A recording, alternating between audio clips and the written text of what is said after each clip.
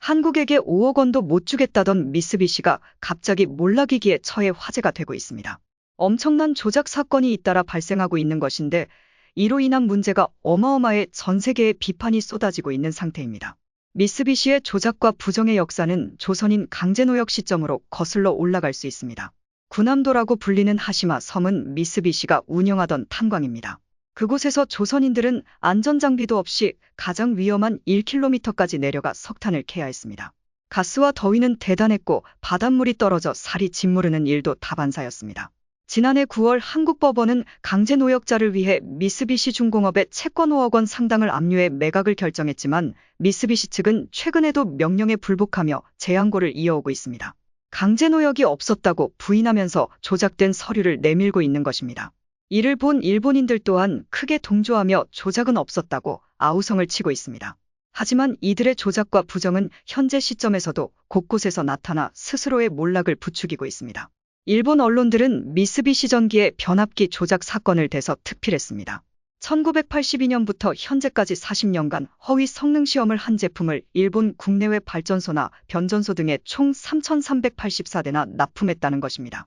철도 변전소뿐 아니라 원자력 발전소에도 납품된 것이 확인돼 안전 우려가 커지고 있습니다.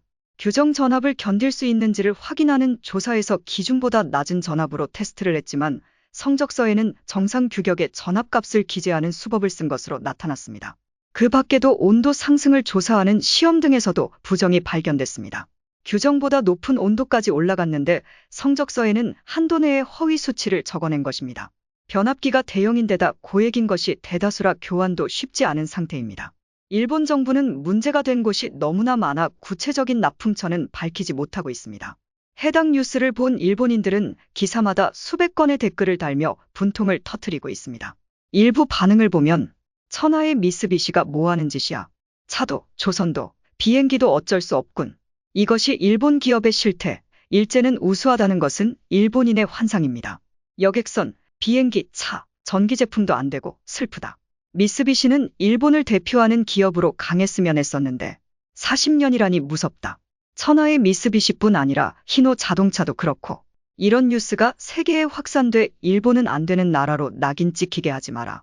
그런데 변압기 문제가 심각한 것은 미쓰비시가 납품했던 비상발전기 또한 지난해 대규모 불량이 발각됐었기 때문입니다. 변압기가 잘못돼 정전이 됐을 경우 비상용 발전기를 돌려야 하는데 이것도 불량이었던 것입니다.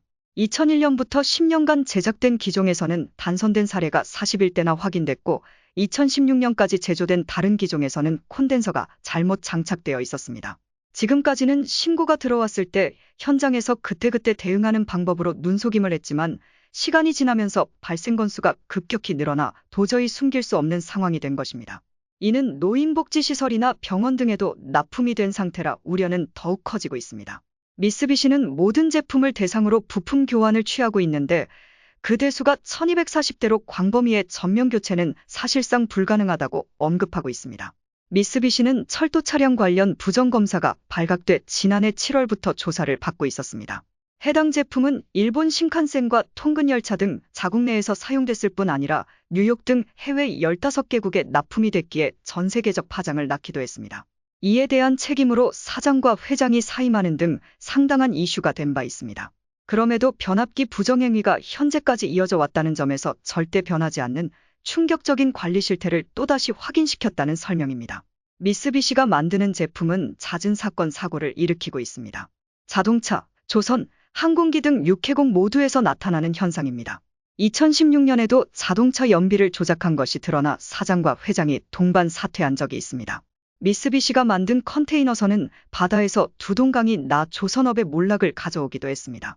세상에서 가장 강력한 일본 철강을 사용했다고 했지만 그것마저 허위였던 것입니다.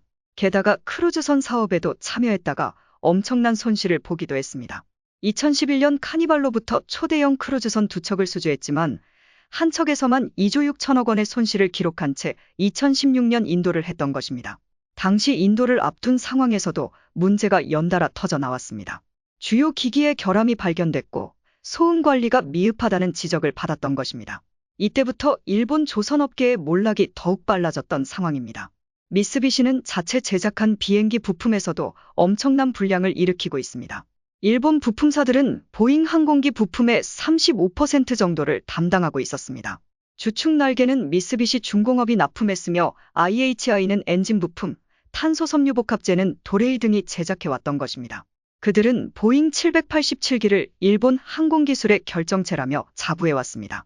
하지만 보잉 787기에서 날개 균열이 발견돼 엄청난 파장이 일어나기도 했습니다. 해당 날개는 미쓰비시 중공업이 제작한 것으로 제조 공정을 바꾼 이후 문제가 터진 것입니다. 작년 초에도 보잉 여객기에서 기체 부품이 떨어져 나가 엔진이 불타오르는 사건이 발생했습니다. 일본이 납품한 부품 등이 쉽게 떨어져 나가는 것이 문제였던 것입니다.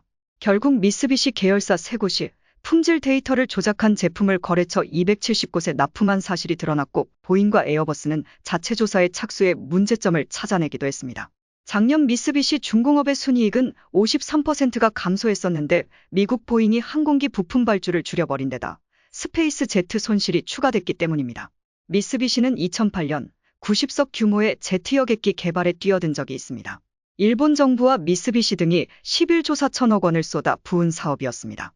그로부터 7년 후인 2015년 첫 비행에 성공했을 때만 해도 그들은 상당히 감격스러워했습니다. 당초 첫 비행을 2011년 실시할 예정이었지만 총 5회가 연기되며 가까스로 시험 비행에 성공했기 때문입니다. 당시 약 1시간 반 정도 시험 비행을 하며 아무 문제가 없는 듯 보이기도 했습니다. 그 후 미쓰비시는 일본과 미국에서 총 2,500시간의 비행 시험을 반복해 안전성을 확인한 후 상업 비행의 전제가 되는 형식 증명을 취득하려 했던 상황입니다. 미쓰비시는 20년간 2,500대 수주를 목표로 한 상태였습니다. 투자금을 회수하기 위해서는 약 1,500기 정도를 팔아야 했기에 이윤까지 생각해 책정한 수치였던 것입니다. 하지만 미쓰비시의 부품 문제는 금방 드러났고 잦은 결함으로 중도에 포기하는 사태를 맞았습니다. 결국 이로 인해 3년간 항공사업 적자만 5조 4천억 원으로 나타났으며 미쓰비시 중공업은 20년 만에 영업적자라는 수모를 겪기도 했습니다. 미쓰비시는 최근 미국 워싱턴주에 있던 비행시험센터를 폐쇄한 것으로 나타났습니다. 4대의 비행기 중 3호기의 등록이 말소돼 해체되는 수모를 겪기도 한 상태입니다. 미쓰비시를 믿고 작업에 투입됐던 기술자들의 운명도 나락으로 떨어져 있습니다. 미쓰비시 중공업과 가와사키 중공업 등 항공부품업체 직원 수백 명이 도요타 그룹의 파견 형태로 이동해 자동차 조립을 하고 있는 것입니다. 이런 상황에 미쓰비시는 황당한 결정을 했습니다. 미쓰비시가 항공기 엔진 부품 제조 공장을 확장하겠다고 발표한 것입니다. 나가사키 등에서 항공기용 엔진 연소기와 케이스를 만들고 있었는데 2024년까지 공장을 확장해 항공사들에게 납품을 하겠다는 계획을 세운 것입니다. 이를 본 일본인들은 어차피 또 위장하는 것 아니야. 미쓰비시니까 신용할 수 없다. 이런 반응을 보이고 있습니다. 미쓰비시 항공기의 총 부채는 5천억엔이 넘어 더 이상 자금을 투입할 수도 없는 상태인데 무리한 사업 확장이 몰락을 가속화시킬 것이란 분석입니다. 미쓰비시는 전투기 개발 사업에서도 부실을 드러내고 있습니다.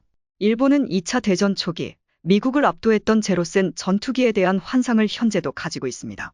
제로센 전투기는 미쓰비시가 만들었고 이를 바탕으로 쭉 전투기 개발을 해오고 있는 상황입니다. 2000년 출시됐던 F2 전투기는 일본 자위대 내부에서도 순수 국산화와 미국과의 공동 개발이 첨예하게 대립했던 기종입니다. 하지만 예산 및 기술적 한계로 F-16 전투기를 모태로 공동 개발이 추진된 바 있습니다.